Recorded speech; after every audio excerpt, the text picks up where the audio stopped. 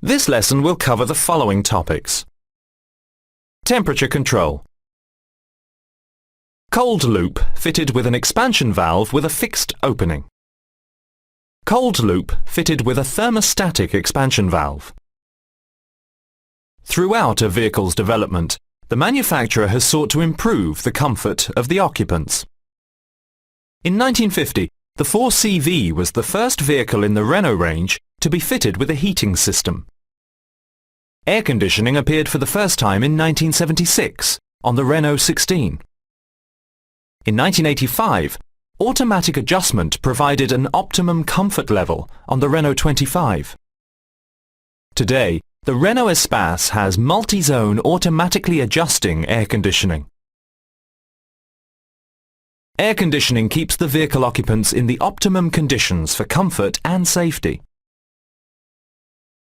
The air is filtered outside the vehicle via the windscreen recess and through the passenger compartment filter. The air is then circulated and distributed inside the vehicle. The air conditioning adjustment affects the relative humidity, circulation speed, airflow distribution, and the blown air temperature in the vehicle. The blown air temperature adjustment is the result of mixing hot and cold air. After circulating in the passenger compartment, the air is evacuated via the evacuation flap, usually located behind the rear bumper. In this section, we covered the following points. Throughout a vehicle's development, the manufacturer has sought to improve the comfort of the occupants. Adjustment affects the air circulation speed, the blown air temperature, relative humidity, and the airflow distribution in the vehicle.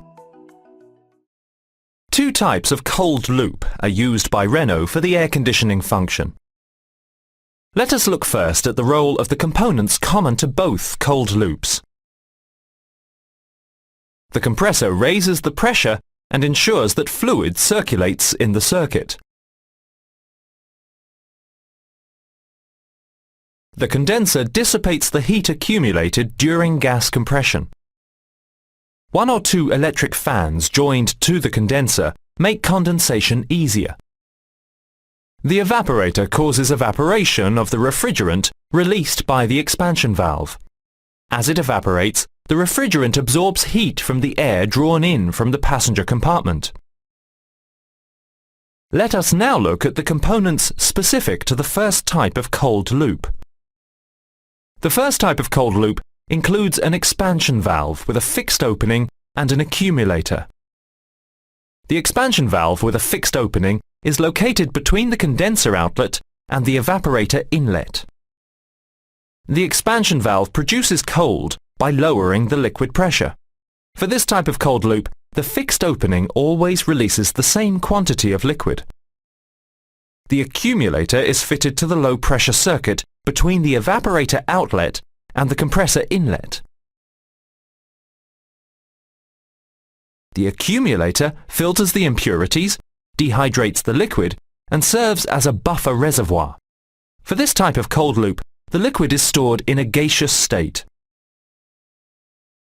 Let us now look at the different temperatures and pressures of the pipes between the components for the first type of cold loop. The temperature check is used to run preliminary fault-finding procedures regarding correct operation of the circuit. When leaving the compressor, the fluid is gaseous, under high pressure, and very hot. On leaving the condenser, the refrigerant is liquid, pressurized, and slightly cooled. On leaving the fixed opening, the refrigerant is gaseous, at low pressure, and very cold. On leaving the evaporator, the refrigerant is gaseous, at low pressure, and slightly warm. In this section, we have covered the following points. Two types of cold loop are used by Renault for the air conditioning function. The first type of cold loop includes an expansion valve with a fixed opening and an accumulator. The temperature check is used to run preliminary fault-finding procedures regarding correct operation of the circuit. The second type of cold loop differs from the first on 2 points. The expansion valve is a thermostatic type and is located between the dehydration canister outlet and the evaporator inlet. The thermostatic expansion valve continuously adjusts the quantity of fluid held, depending on the temperature when leaving the evaporator. The dehydration canister is fitted in series to the high-pressure circuit between the condenser outlet and the thermostatic expansion valve inlet. The canister filters the impurities, dehydrates the refrigerant, and serves as a buffer reservoir. For this type of cold loop, the refrigerant is stored in a liquid state. Let us now look at the different temperatures and pressures of the pipes between the components for the second type of cold loop. When leaving the compressor, the fluid is gaseous, under high pressure, and very hot. On leaving the condenser, the refrigerant is liquid, pressurized, and slightly cooled. On leaving the thermostatic expansion valve, the refrigerant is gaseous, under low pressure, and very cold. For this type of cold loop, the pressure and temperature of the gas depend on the temperature of the refrigerant at the evaporator outlet. On leaving the evaporator, the refrigerant is gaseous, at low pressure, and slightly warm. In this section, we have covered the following points. The second type of cold loop comprises a thermostatic expansion valve and a dehydration canister.